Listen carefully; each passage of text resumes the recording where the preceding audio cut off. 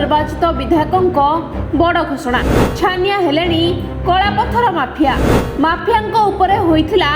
200 कोटी ऊर्ध्व टंकार जोरिमाना सही जोरिमाना टंका दियो नचेत जेल जीवापाई प्रस्तुत हुआ दुर्नीति रे थिबा माफिया और प्रशासन अधिकारी काहारी को क्षमा दिया जीव नहीं बाली कलापथर और मोहरम चोरंकर धर्मशाला रे स्थान नहीं। धर्मशाला निर्वाचन मंडलीर नवनिर्वाचित विधायक श्रीजुक्त हिमांशु शेखर साहू गुरुवार दिन सांबादिक सम्मेलन रे जनता मन आउ थे जीति नहीं। सांबादिक सम्मेलन रे से कहते दल मत निर्विशेष धर्मशाला प्रति लोकों को नहीं विकास रथ को आग को नेबी 30 वर्ष पर एक परिवारवाद शासन को धर्मशालावासी परिवर्तन करछंती। यार श्रेय धर्मशालावासी को देबा सह गणमाध्यम भूमिका अतुलनीय बोली से कहते। धर्मशाला दीर्घ 30-35 वर्ष पर धर्मशालावासी मैंने जो परिवर्तन तेणु ये परिवर्तन विजय मुझे समस्त कही परिवर्तन विजय से परिवर्तन विजय मुकुट से ही समस्ते पिंधे धर्मशालावासींकर धर्मशाला जो अशांतिपूर्ण वातावरण चलता एक छत्रवादी शासन चलता जो शासन में त्राही त्राही डाकुले से शासन में बंद हो गोटे सुशासन टे आरंभ होगा जाऊँगी तेणु से शासन में जहाँ आम जमी जो नारा नहीं बाहरी निष्पेषित दलित अवहेलित असहाय लोकंर केवल दुख कार्य चलो एवं सबुठ बड़ कथा आम जो मिशन में बाहरी से मिशन में आम पूर्ण प्रचेषा करूँ धर्मशाला जमी घरे घरे कहीं अनाहार रही एवं घरे घरे लोक बेरोजगार जो रोते बेरोजगार रही सबुठ बड़ कथा धर्मशाला गोटे खनिज पदार्थ परिपूर्ण अंचल धर्मशाला खनिज पदार्थ को किसी निर्दिष्ट गुंडा श्रेणी लोक लुटुले खाऊले से मान्यवर छत्रछाया तले ओडिशा सरकार द्वारा भी होता तेणु एवं से सबू बंद हो सबू केमती सरकार नियमावली हम और समस्ते समन्वित भाव हम समस्ते गोटे दिन मजुरी हो समस्ते जमी से कम नियोजित होते से कम नियोजित हो सरकार नियमावली हम और सबुठ बड़ कथा मु आपण न्यूज चैनल माध्यम आपण सब डिजिटल मीडिया और न्यूज चैनल को बहुत बहुत धन्यवाद देवी। धर्मशाला अशांत और एक छत्रवाद शासन रु बाहरी एक सुशासन दिगरे आगेब एवं समस्त को रोजगारक्षम करा धर्मशाला अंचल में खनिज संपद भरी रही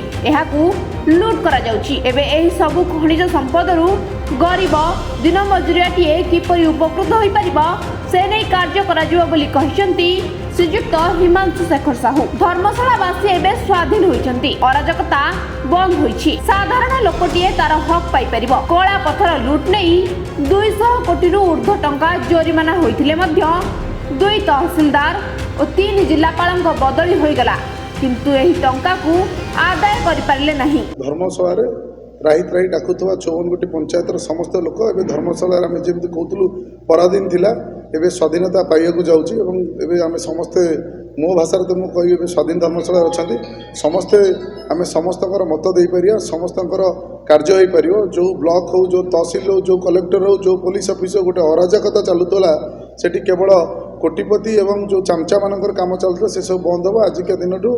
आमर केमिति गोटे निष्पेषित अवहेलित लोकटे गोटे असहाय लोकटे तार हकटे पाइपर से कार्य करिया। जदि सरकार जोरिमाना अर्थ पैठ न हुए तेबे सेमाने जेल जीवाको प्रस्तुत रुहंतु बोली कहिसंती श्रीजुक्त हिमांशु शेखर साहू। से समाज सेवार राजनीति रे काहेकि मन बड़ाइले एही प्रश्नर उत्तर रे से कहिथिले मु कोविड समय साधारण लोकंको सेवारे रहिछि राजनीति मध्य गोटे सेवा धर्मशालावासी मते सेवा करिवार सुजोग दैछंती। निर्वाचन परे जबरदस्त ईवीएम गुडी को ब्लॉक भीतर को पुरा गला लोके प्रश्न करिवारु पुलिस लगाई लाठी चार्ज करबा सहित गिरफ्त करा गला। कोविड बेलू आज पर्यंत हमको राजनीतिक प्रहार सबले पड़ुतला एवं आमे कोविड रे तळे से असहाय पाख जाऊँ आम द्वारा जहाँ समर्थ खाद्य बांटुलु सबकि करूँ से नहीं सब आमको प्रहार पड़ूला से आम जो कोविड टाइम थालासिया पेसेंट जो ब्लड पाऊन आम से प्रथम थर पर ओडिशा रे 300 यूनिट ब्लड जो देलु से आज्ञा केस होता जेल पठाई बहुत किसी अनियमित मो नार भी केस होता तेणु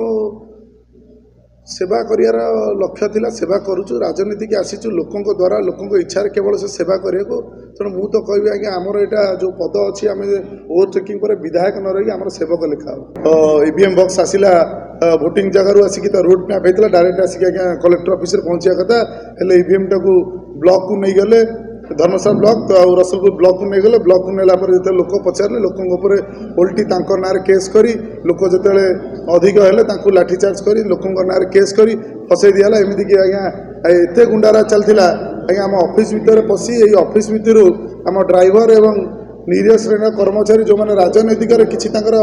नहीं ठोस नहीं खोस नहीं से भाई लोक बाड़े नहीं सबुठ बड़ कथा ऑफिस भीतर पशि आम गोटे ड्राइवर को बाड़ी ता मुंड फटे भी देती रसुलपुर एरिया बहुत लोक बाड़े गोड़ हाथ भांगी देती तेणु ये जो अराजकता चली पुलिस प्रशासन केवल ये शासक दलर गुंडागर्दी काम से बाध्य करुले से गुरा सब बंद हम गोटे शांतिपूर्ण धर्मशाला चलो मो ऑफिस रे थिबा ड्राइवर को मारी मुंड फटाई देले आ से समय नहीं धर्मशाला सुशासन दिगरे आगौछि मु एबे भाजपा रे रहिछि दलर छामुआ नेता तथा राज्य सभापति मनमोहन सामल और केंद्र मंत्री धर्मेंद्र प्रधान को विश्वास हिमांशु शेखर को ऊपर अछि आउ केही अनाहार रे रहिबे नाही बोली से कहचंती तेबे हिमांशु को एही प्रेसमिट परे थरहर हेलेनी सबु माफिया धर्मशाला जेउठी राति पाहिले खणी माफिया राज चलुला एबे सही अंचल रे हिमांशु विजय परे कोण रे लुचिबा को बाध्य हेलेनी माफिया कलापतर माफिया भय गोटी गोटी करी सबु इलीगल काम को बंद करदेवे हिमांशु धर्मशाला जनता मध्य हिमांशु को एही प्रेसमिट परे माफिया राज शेष हेबो बोली आशा करछंती। Bureau report Vishwavani live.